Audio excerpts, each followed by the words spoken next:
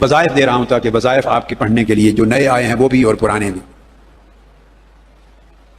ہر نماز کسی ایک نماز کے بعد، ہر نماز کے لیے نہیں، کسی ایک نماز کے بعد، فجر کے بعد یا جو بھی، ایک تسبیح لا الہ الا اللہ کی آنکھیں بند کر کے اپنے دلوں کی طرف ایسا تصور کریں، اور جو زیادہ پڑھنا چاہیں 200 مرتبہ پڑھ لیں، جو اور زیادہ پڑھیں 333 مرتبہ پڑھ لیں، یا 111 بار پڑھ لیں. 111 بار ایک تسبیح کر لیں گے نا، اس پر 10 کا اضافہ کر لیں، 111 ہو جائیں گے، یا 313 کر لیں، 333 کر لیں، سب عدد اجازت ہے. آپ لا الہ الا اللہ اول آخر 11 بار درود شریف، یہ کلمہ طیبہ کا. جب ختم کریں وظیفہ تو اینڈ پر محمد رسول اللہ کہنا، ایک بار، صرف اینڈ پر ایک بار محمد رسول اللہ اینڈ پر. یہ سب کو پڑھنے کی تاکید ہے، ساروں کو. ایک تو کلمہ طیبہ کا وظیفہ، دوسرا کم سے کم ایک تسبیح درود پاک کی، زیادہ کی حد نہیں ہے، جتنا پڑھ سکے. جب لا الہ الا اللہ کی تسبیح کریں اس وقت اپنے دل کی طرف توجہ کریں اور دھیان کریں جیسے اللہ پاک کا نور اتر رہا ہے اس کی سمدیت اور احدیت کی بارگاہ سے، اور نور آپ کے دل پہ اتر رہا ہے بارش کی طرح. دیکھتے رہے نا بارش، رات کو بھی آئی تھی، موسلادھار بارش کی طرح نور، انوار و تجلیات اتر رہے ہیں، نور ہی نور، اور دل اس میں گھرا ہوا ہے. اور رفتہ رفتہ تصور کریں کہ اب وہ نور دل کے اندر بھی جا رہا ہے اور دل اندر سے بھی روشن ہو رہا ہے. یہ اللہ کے ذکر کا نور اتر رہا ہے. آنکھیں بند کر کے اس تصور میں بیٹھ کے ذکر کریں. دوسرا ایک تسبیح کم سے کم یا زائد جتنا پڑھ سکیں اجازت دیں اوقات. حضور اسلام پہ درود پاک، اللہم صلی علی پڑھی سیدنا و مولانا محمد وعلی آلہ وصحبہ وبارک وسلم، یہ درود پاک. اگر کچھ لوگ اس کے علاوہ کوئی اور صیغے سے درود پاک کسی کو یاد ہے پڑھنا چاہیں اس کی بھی اجازت ہے. تو درود پاک کم سے کم ایک تسبیح یا زیادہ جتنا پڑھ سکیں. تو اس کے بعد جہاں جب درود پاک پڑھیں تو تصور کریں آقا علیہ السلام کے گنبد خضرا کا، آنکھوں میں رکھ لیں گنبد خضرا. اور اگر کسی کا تصور جالی مبارک کا قائم ہو سکتا ہے تو جالی مبارک کا کر لیں. سامنے مواجہ شریف کے کھڑے ہیں، جالی مبارک کا قائم نہیں ہوتا تو گنبد خضرا تو ہر کوئی دیکھتا ہے نا تصویر، تو گنبد خضرا کا تصور کر لیں. سب گنبد خضرا، جالی مبارک، قبر انور سے آقا کے انوار و تجلیات ہی نکلتی، تو آقا کا تصور کر کے گنبد خضرا کا حاضری کا درود پاک. تیسری تسبیح استغفار، استغفر اللہ العظیم الذی لا الہ الا هو الحی القیوم واتوب الیہ. یہ استغفار 100 مرتبہ ایک تسبیح. یہ 3 ہو گئی. اس کے بعد کوئی پریشانی ہو، رزق میں تنگی ہے، کاروبار میں تنگی ہے، مشکل اوقات ہیں، اس قسم کی چیزوں کے لیے سورہ لإلاف قریش 11 مرتبہ، پھر 11 مرتبہ سورہ الماعون ارأیت الذی یکذب بالدین، پھر 11 مرتبہ انا اعطیناک الکوثر. خوف ہو، غم ہو، پریشانی ہو، رزق میں کمی ہو، جاب کا مسئلہ ہو، کاروبار میں برکت کا ہو، ان تمام امور کے لیے یہ 3 صورتیں اکٹھی ہیں، ان کو 11 بار پڑھنا ہے. اول آخر 3 بار درود شریف 11 بار پڑھیں. ٹائم کی اجازت ہے آپ کو، ایک ٹائم بنا لیں جو آپ کو سہولت ہو. بسم اللہ الرحمن الرحیم. درود پاک تو آقا علیہ الصلوۃ والسلام پر خود اللہ پاک کی ذات پڑھتی ہے، اللہ تعالیٰ پڑھتا ہے، پھر حضور علیہ الصلوۃ والسلام کی ساری امت پڑھتی ہے. تو درود پاک تو کسی ایک کی وراثت نہیں ہے، ساری امت پڑھتی ہے، اور صحابہ کرام سے لے کر اوپر ملائکہ پڑھتے ہیں. جب قرآن مجید میں تصریح آ گئی کہ سب ملائکہ پڑھتے ہیں تو کیا خبر وہاں بھی گوشہ درود ہوں گے، حلقات درود ہوں گے آسمانی کائنات میں، بھلے اس طریقے سے نہیں جو آسمانی کائنات کا طور طریقہ اور نظام ہے اس کے مطابق حلقات ہوں گے. اکیلے بھی پڑھتے ہوں گے، مل کے بھی پڑھتے ہوں گے، اجتماعی طور پہ ملائکہ. تو جب اللہ کی ذات پڑھتی ہے اور ملائکہ پڑھتے ہیں اور ساری روئے زمین پر آقا علیہ السلام کی ساری امت پڑھتی ہے، کوئی اور عبادت نہیں جو اتنی کثرت کے ساتھ زمین و آسمان پر ہوتی ہے. سب اتنی کثرت کے ساتھ کوئی اور عبادت نہیں ہوتی. نماز، روزہ، حج. ابھی حج اور عمرہ ہم نے اعتکاف دیکھا، وہ بھی ایک منظر ہوتا ہے، یعنی ایک سمندر ہوتا ہے لوگوں کا، مگر وہ ایک ایسی عبادت ہے کہ جو وہاں پہنچا اسی نہیں طواف کرنا ہے نا، باقی تو کوئی طواف دنیا بھر میں کوئی نہیں کر سکتا. نماز پڑھنی ہے تو جو نماز کے اوقات ہیں 5 اسی پہ ہر ایک نے نماز پڑھنی ہے. روزہ کی عبادت ہے تو سال میں رمضان المبارک کے مہینے میں کرنا ہے. اور کچھ لوگ جو حرمین شریفین، حرم مسجد نبوی میں اور کعبہ شریف میں اب زیادہ اہتمام ہوتا ہے پیر کا اور جمعرات کا روزہ اور ایام 20 کے 3 روزے، مگر یہ ایک مخصوص اوقات اور مخصوص دن ہیں، ہر وقت کے لیے کوئی عبادت نہیں ہے۔ زکوٰۃ سال میں دیتا ہے بندہ، صدقہ خیرات وقت کے ساتھ کرتا ہے، درود، اللہ کا ذکر اور استغفار، یہ وہ چیزیں ہیں جس کے لیے کوئی وقت مقرر نہیں ہے۔ تو راؤنڈ دا کلاک پوری روئے زمین ہے، ہر وقت یہ لوگ اللہ کا ذکر کرتے ہوں گے، استغفار کرتے ہوں گے، درود پاک پڑھتے ہوں گے۔ یہ عبادتیں وہ ہیں، تلاوت ہوتی ہوگی قرآن مجید کی، یہ راؤنڈ دا کلاک چلتی ہیں، راؤنڈ دا کلاک چلتی ہیں۔ مگر ان ساری عبادتوں میں سب سے بڑھ کر جو چیز جو ذکر کیا جاتا ہوگا وہ درود پاک ہے۔ اب اس کو 13 سال ہو گئے، مگر یہ کہ 13 سال گزر کے بھی میرے علم میں پوری دنیا میں سے کہیں سے یہ نہیں آیا، پوری دنیا میں، کہ کسی نے اس طرح کا ایک نظام درود پاک ہمہ وقت پڑھنے کا ہمارے اس کام کو دیکھ کر ہی بنا لیا ہو۔ ورنہ کیا ابھی پیسوں کا کیا ہے، یہ جتنا خرچہ ہم نے کیا ہے، ایک ایک بندہ بیٹھا ہوا ہے، ایک ایک بندہ جیب سے اتنے پیسے بھی نکال لینا، ایسے لوگ بھی مالدار ہیں، تو وہ گوشہ درود اور اس طرح کی عمارتیں کھڑی کرتے ہیں۔ پیسوں کی کمی نہیں ہے، ہم تو خرید کے تھوڑی تھوڑی زمین پہ بنائے ہیں نا، لوگوں کے پاس زمینیں بھی ہیں، بنا دیں۔ اور اجتماعی طور پہ بھی لوگوں کے پاس وسائل ہیں، لوگ ان کو خرچ دیتے ہیں، ان کے پاس وسائل ہیں۔ تو مقصد یہ ہے کہ وسائل کے اعتبار سے اگر کوئی تدبیر کرنا چاہے اور ایسا کوئی مرکز اور اس کا نظام وضع کرنا چاہے تو یہ چیز کوئی ناممکنات میں سے نہیں ہے۔ اجتماعی طور پہ بھی جماعتوں اور تنظیموں کے پاس، بعض جماعتوں، سب کے پاس نہ صحیح ہیں، اور انفرادی طور پہ ایک ایک بندے کے پاس بھی اتنے وسائل ہیں، لیکن یہ کہ باوجود اس کے ایسا نظام وضع کر دینا کہ ساری دنیا درود پاک کے نظام میں پروئی جائے، اور اس کا ایک ہیڈ کوارٹر ہو درود پاک کا، گوشہ درود، اور اس کے ساتھ پھر دنیا بھر کے ملکوں سے حلقات درود کا نظام لوگ پڑھ کے ایک جگہ اس کو سینٹرلائز کریں۔ ایسا نظام میں نے دنیا میں کہیں سنا بھی نہیں ہے۔ اس کا مطلب یہ ہے کہ یہ اللہ پاک کا امر ہے، اس نے آپ کو چن رکھا ہے اس کام کے لیے، اس نے آپ کو اس کام کے لیے چن رکھا ہے۔ یہ اللہ کا انتخاب ہے، اللہ کی بڑی عظیم توفیق ہے۔ کیا بڑی توفیق ہے اللہ پاک کی، اللہ پاک کا بڑا انعام ہے۔ اس کی رونق کو آپ جب مہینے میں ایک بار یہ گوشہ درود کا جو ختم الصلاۃ علی النبی ہوتا ہے، دیکھیے آپ کے اجتماعات ہوتے رہتے ہیں، مشن کی دعوت کے لیے، فکر کے لیے، تنظیمی کاموں کے لیے، تدبیر کے لیے، منصوبہ بندی کے لیے، مختلف امور کے لیے، تعلیم و تربیت کے لیے، اعتکاف کے مواقع آتے ہیں، یعنی ہوتے رہتے ہیں۔ مگر یہ ختم الصلاۃ علی النبی صلی اللہ علیہ وسلم یہ ایک ایسا اجتماع ہے کہ اس میں آپ صرف اور صرف اور صرف آقا علیہ السلام کے درود پاک کی نسبت سے جمع ہوتے ہیں، صرف درود پاک کی نسبت سے جمع ہوتے ہیں۔ اور یہ ایسی نسبت ہے ایک ایسے عمل کی کہ اس عمل میں آپ اللہ رب العزت کے ساتھ شریک ہوتے ہیں۔ پڑھا تو ٹھیک ہے، آپ پورا مہینہ پڑھتے ہیں، ایک نظام کے تحت پڑھتے رہتے ہیں، مگر اس مہینے جب یہ جو نشست ہوتی ہے، مجلس ختم الصلاۃ علی النبی صلی اللہ علیہ وسلم، یہ منسوب ہے اس درود پاک کی طرف۔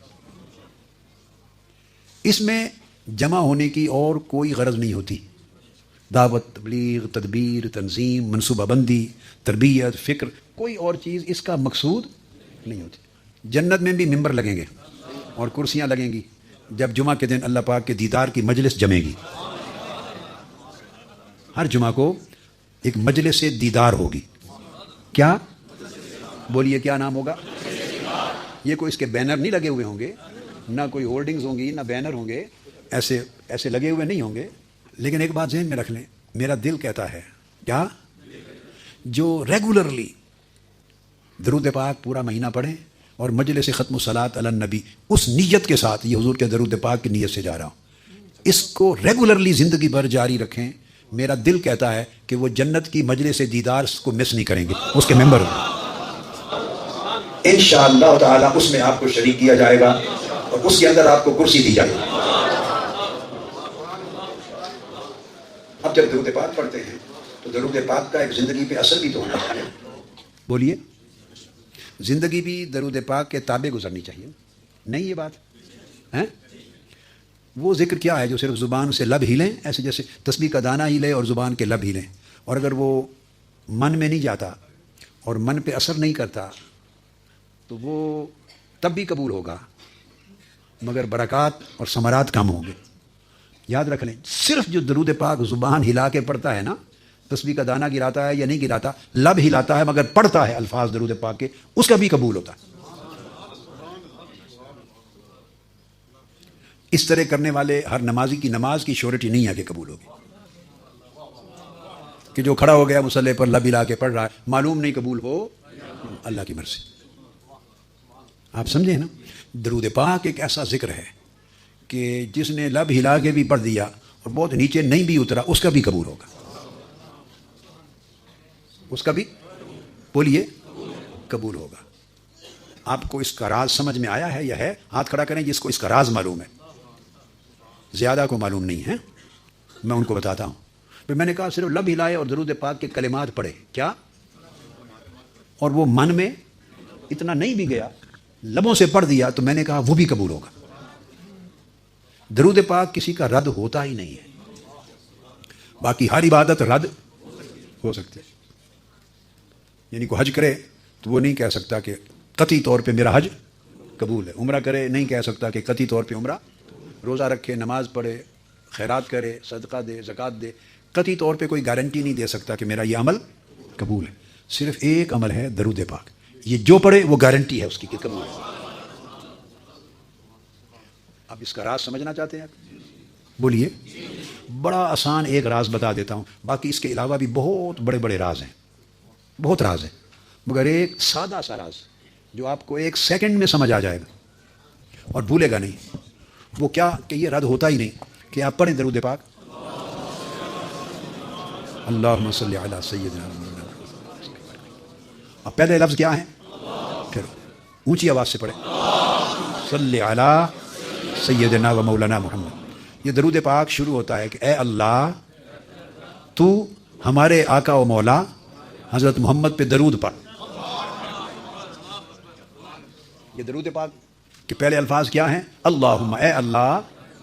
آپ یہ نہیں کہتے کہ میں درود پڑھتا ہوں، کیا آپ یہ نہیں کہتے کہ حضور علیہ السلام پر میں درود پڑھتا ہوں یا ہم درود پڑھ، یہ نہیں کہتے۔ نماز میں کہتے ہیں ایاک نعبد، ہم عبادت کرتے ہیں تیری۔ نماز میں کہتے ہیں اے اللہ ہم تیری عبادت کرتے ہیں، وہاں ہم ہے، وہاں ہم تیری عبادت کرتے ہیں، نماز میں کہتے ہیں۔ مگر درود پاک میں اللہ پاک نے آپ کو، میں کو، ہم کو، تم کو، ساروں کو نکال دیا۔ درود پاک میں اللہ تعالیٰ نے میں کو، تو کو، ہم کو، تم کو، سب کو نکال دیا ہے۔ آپ سارے درود پاک میں اول سے آخر تک پڑھے، ایک لفظ بھی ایسا نہیں جس میں میں اور ہم اور تم آئے، ایک لفظ بھی ایسا نہیں جس میں میں آئے۔ تو یہ جو عمل رد ہوتے ہیں وہ رد ہی میں کی وجہ سے ہوتے ہیں۔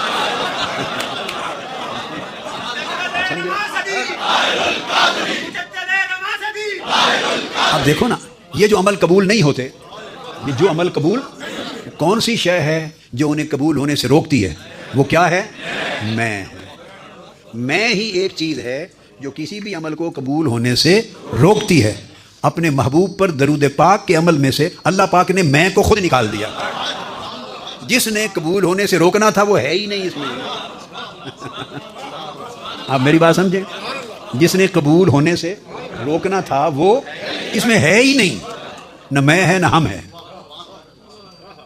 اور ہے کیا؟ یہ درود پاک صرف درخواست ہے۔ کیا ہے؟ اور درخواست آپ کی اپنی نہیں ہے کہ اللہ تعالیٰ میری دکان بڑھا دے، میرا رزق بڑھا دے، میری تنخواہ بڑھا دے، میرا کاروبار بڑھا دے، مجھے بیٹا دے دے، میرے بیٹی کی شادی کر دے، اولاد دے دے، گھر دے دے، قرض اتار دے۔ یہ اس طرح کی درخواست ہے ہی نہیں، نہ دنیا کی درخواست اور نہ آخرت کی درخواست۔ کیا؟ میری بخشش فرما دے، مجھے گناہ معاف کر دے، مجھے جنت دے دے، مجھے حضور کی شفاعت دے دے، آخرت اچھی کر دے۔ نہ دنیا کی میں نہ آخرت کی میں دو قسموں کی ہوتی۔ کیا؟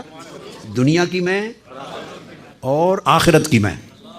میری دنیا بہتر کر دے، کوئی چیز بھی مانگے تو میری بہتر کر دے، آخرت کی کوئی چیز بھی مانگے تو مجھے معاف کر دے، مجھے بخش دے۔ تو ہر جگہ میں ہے نا، اللہ پاک نے دنیا اور آخرت کی دونوں جگہوں سے میں کو نکال دیا۔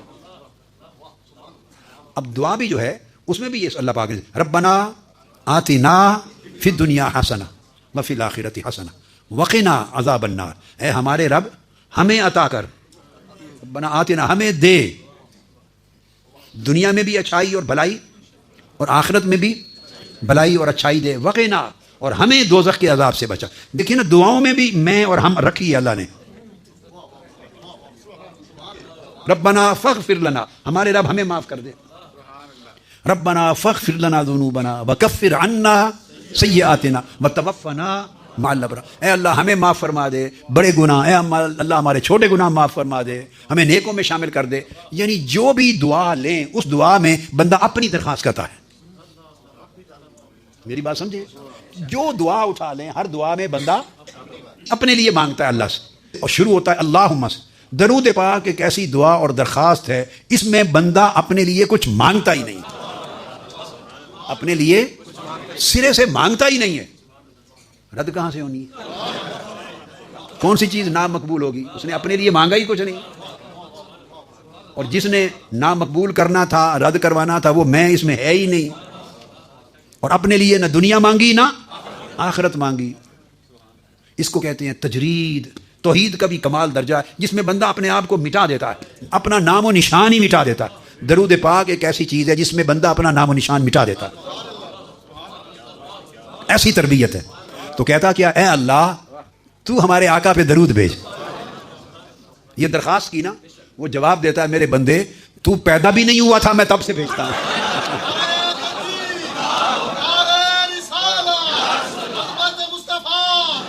تو جب بھی درخواست کرتے ہیں اللہ قبول کرتا ہے، میں بھیجتا ہوں محبوب پہ درود، آپ کی درخواست قبول ہوتی ہے۔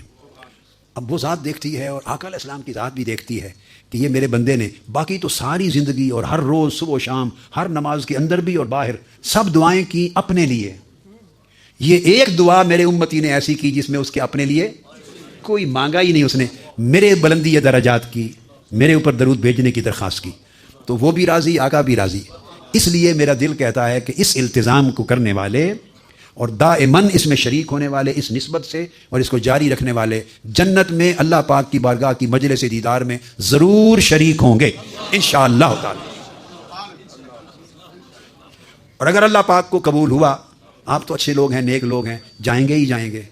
اگر آپ کی شفاعت یا مجھے بھی اللہ نے اگر بخش دیا آپ کے صدقے، آپ کی طفیل دوزخ کے عذاب سے بچا لیا، اگر بخشش کا فیصلہ ہو گیا اور گھس کے میں بھی کہیں آپ کے ساتھ چلا گیا، تو انشاءاللہ تعالی آپ یاد رکھ لیں ملاقات ہوگی مجلس دیدار میں، ملاقات ہوگی، اور انشاءاللہ آپ کہیں گے وہ بات ہمیں اس شام کی حضور یاد ہے، یہ کہیں گے انشاءاللہ ہوگی، یہ بات ہوگی ہماری انشاءاللہ، یہ بات ہوگی۔ آقا علیہ الصلوۃ والسلام کا یہ وعدہ ہے۔ تو اس لیے آپ عزم کر لیں اور باقیوں تک بھی پیغام پہنچا دیں کہ مہینے میں جب یہ محفل ختم صلاۃ علی النبی آتی ہے، دنیا بھر کے کام کاج چھوڑ کے ڈائریوں پہ لکھ کے رکھ لیا کریں کہ یہاں تل دھرنے کی جگہ نہ ہو، اوپر بھی لوگ بیٹھے، اس کو مس کرنا ہی نہیں، اس کو مس، کیونکہ یہ ایک ہی مجلس ایسی ہے مہینے میں جس میں اپنے لیے کچھ مانگنا ہی نہیں، صرف آقا علیہ السلام کے لیے مانگنا۔ تو جو اپنے لیے نہیں مانگتا اور صرف آقا کے لیے مانگتا ہے، آپ کو اندازہ نہیں اس کو آقا کتنا دیتے ہیں، اس کو، اور اللہ کتنا دیتا ہے۔ چلو وما علینا الا البلاغ۔